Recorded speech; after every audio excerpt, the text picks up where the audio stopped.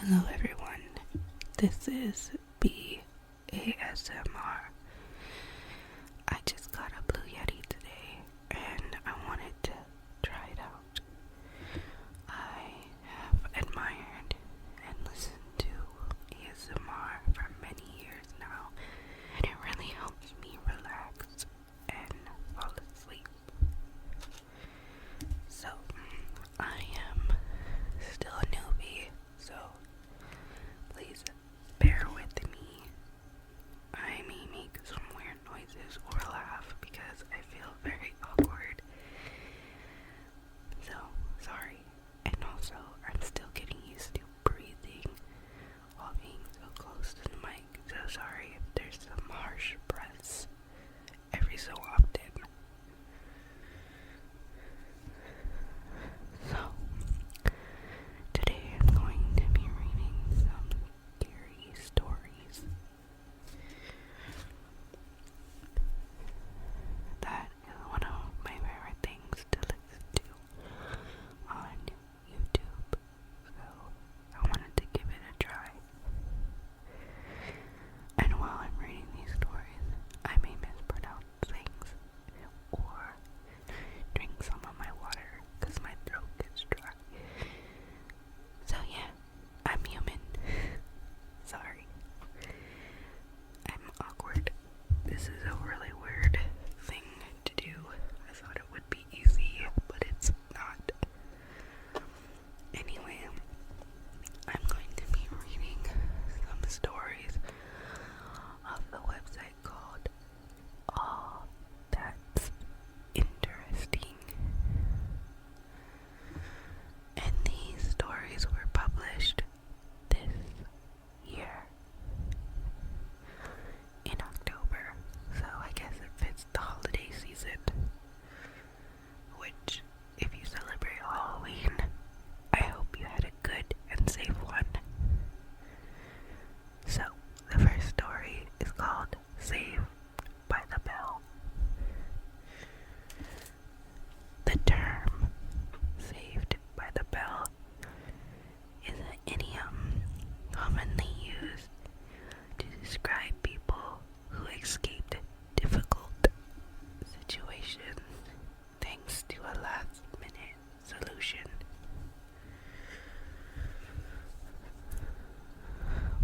But the light-hearted phrase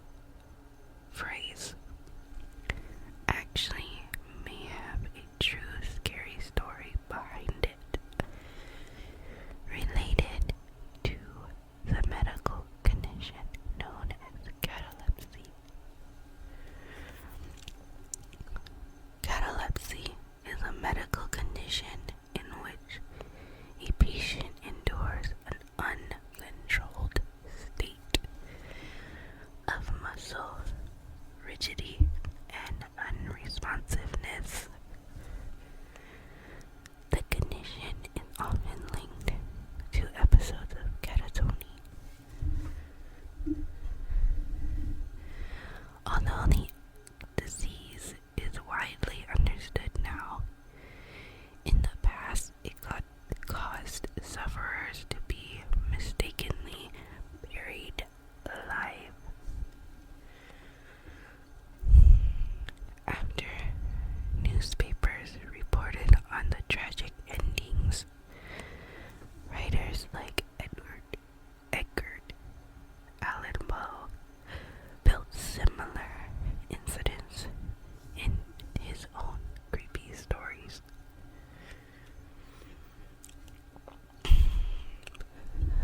The frequency of catalepsy patients being mistaken for dead people led to a string of quick fix solutions by doctors and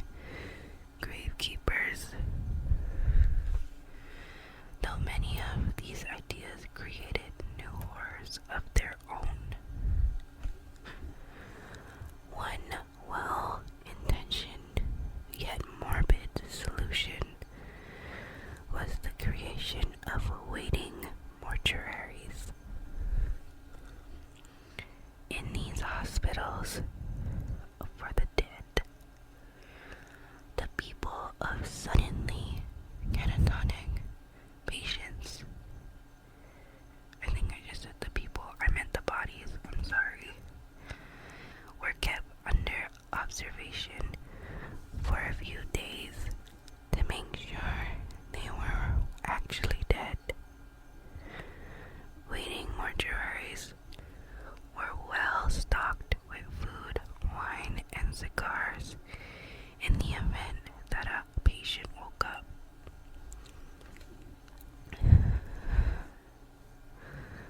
Another more gruesome solution. Sorry, I just hit my water bottle. Anyway, another more gruesome solution to avoid burying those who were still alive was to perform examinations to test the deadness of a patient. People thought the dead had their fingers hacked off or endured smoke being literally blown up their butt. Okay. The assumption was that if the person didn't wake up, then that meant they were definitely dead. Otherwise, the procedure was used to revive those who were on the edge of death via tobacco's supposed respirative properties. Interesting. There was one problem with such test. Catalepsy prevents patients from feeling pain during their catatonic state. Well then. So, employing extreme measures proved to be an ineffective method of confirming whether a person was dead or alive.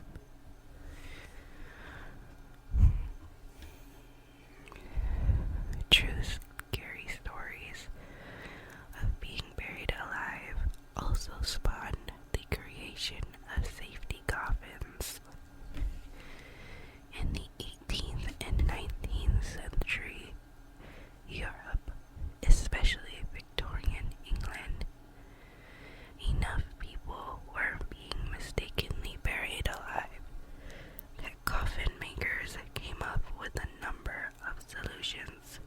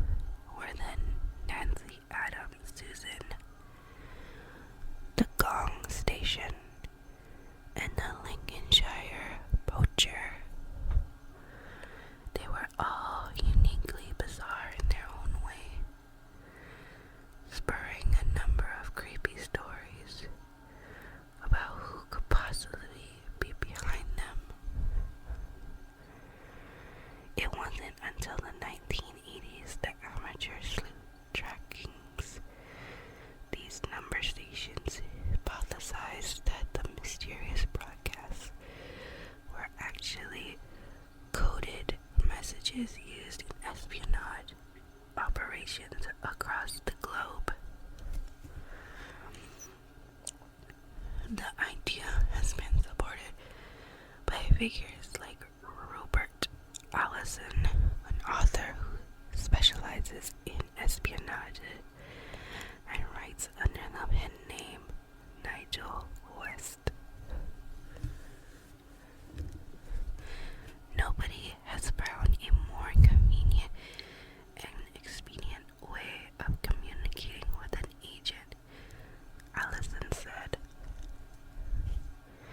Their sole purpose is for intelligence agencies to communicate with their agents in denied areas, a territory where it is difficult to use a consensual form of communications. Remarkably, these short waves of alleged code messages can still be found on the radio today, so long as one is diligent enough to search for them.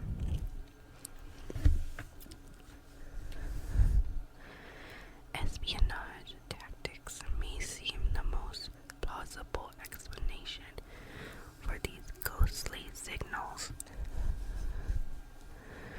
but the true intent of some of these number stations have never been cracked. One station known as the Buzzer has been sending out mysterious broadcasts since the Cold War. It features two buzzes at the top of every hour, followed by a monotonous drone between every 21st and 34th minute during daylight hours.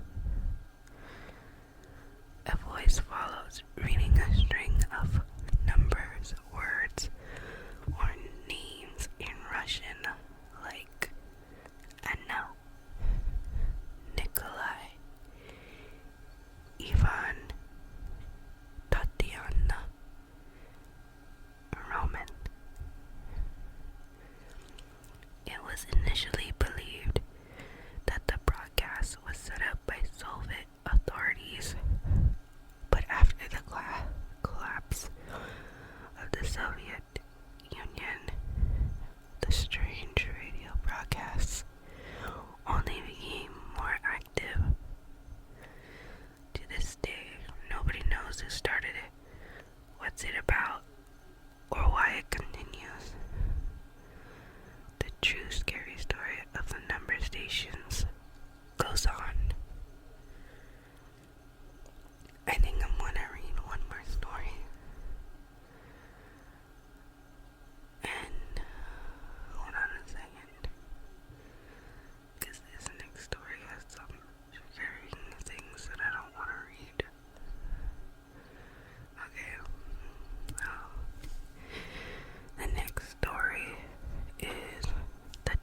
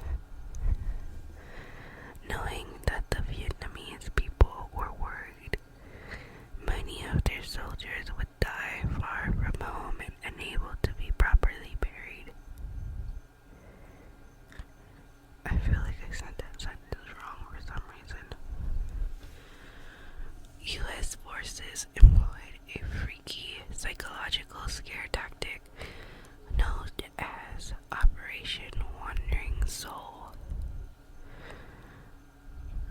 The 6th Psychological Operations Battalion of the U.S. Army broadcasted disturbing moans of the disembodied voices throughout the Vietnam jungle where the battles took place. These fake tapes were played on a series of loudspeakers or dispatched from overhead planes. For many Vietnamese soldiers, hearing the cries of supposedly lost souls piercing through the dark was nothing short of terrifying. The scare tactic was inspired by the Ghost Army of World War II, a unit of inflatable tanks and personnel carriers used to fool German intelligence forces into thinking that Allies had more troops and tanks than they actually did. These hair-raising messages that played in the Vietnam on the battlefield successfully convinced many nervous Vietnamese soldiers that their fallen comrades were skulking invisibly around them. Skulking. Many of the fake ghost messages recorded were created with the help of South Vietnamese allies, and the voiced pleas to the soldiers to give up. The voiced pleas to the soldiers to give up their fight. I feel like that was worded